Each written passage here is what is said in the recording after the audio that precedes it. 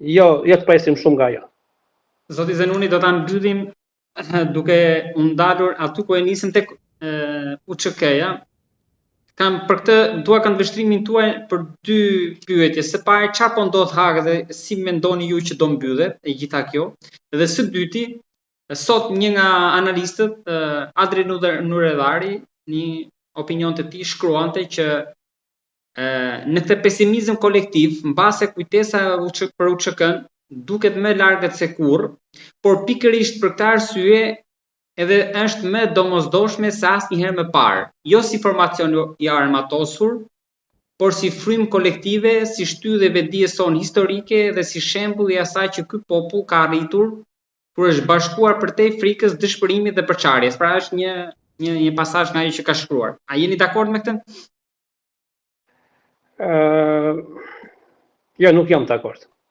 Nuk jam dakord sepse kam mendimin tim personal lidhur me UÇK-n, për shkak se kam qenë edhe pjesë e saj, por kam edhe mendimin tim personal lidhur me krijimin e gjykatës speciale.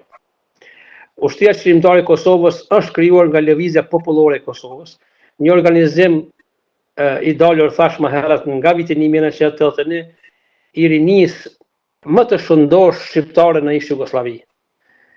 Bijt dhe bijat më të mirë të kombit ishin bashkuar rreth Lëvizjes Popullore të Kosovës, një organizatë e vogël politiko-ushtarake, por që arrinte të kryente punë të mëdha.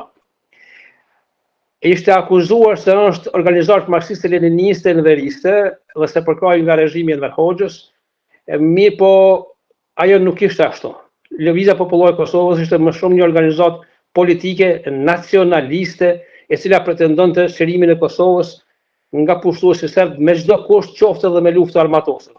Ajo në mesin e viteve 90 arriti ta krijojë Ushtrinë Qëllimtare të Kosovës, e cila u kritikua edhe nga partitë politike në Kosovë, edhe nga Sali Berisha, sidomos Sali Berisha me porosi të Ibrahim Rugovës nga Prishtina, i pengonte djemtë e UÇK-s që vepronin në Shqipëri, në Tiranë, në Tropoj, në Kukës e çdo kund tjetër, dhe këtë qëndrim edhe Sali Berisha edhe Ibrahim Rugova e kishin gjatë gjithë kohës së luftës. Pas përfundimit të luftës, shumë vite më vonë, dihet që Bashkia Ndërkombëtare filloi të mendoj se si t'i kthente një borxh Serbisë që e kishte larguar nga Kosova. Më vonë u shpik projekti i Dick Martit, një parlamentar evropian, i cili hartoi një plan, mendoj për mendimin tim, të çmendur, se gjoja pas ka ekzistuar një shtëpi e verdhë diku në veriun e Shqipërisë, ku janë hequr organet e serbëve. Unë kam qenë ushtar i UÇK-s dhe neve na kanë vdekur shpeshherë ushtarët, por edhe popullit që ishte rreth nesh, për ndonjë medikament, për ndonjë plagesë të vogël, sepse ne nuk kishim as medikamente, as nuk kishim spitale, ne jetonin në male, vepronin në male dhe nuk kishim kushte as për të ndihmuar shokët tonë, as për të ndihmuar qytetarët tonë, e lëre më të kemi kushte të mira me ato organe. Unë mendoj që krijimi i gjykatës speciale ka qenë interes i lidhjes demokratike të Kosovës, sepse lidhja demokratike e Kosovës ka hartuar plane kundër UÇK-s edhe gjatë luftës.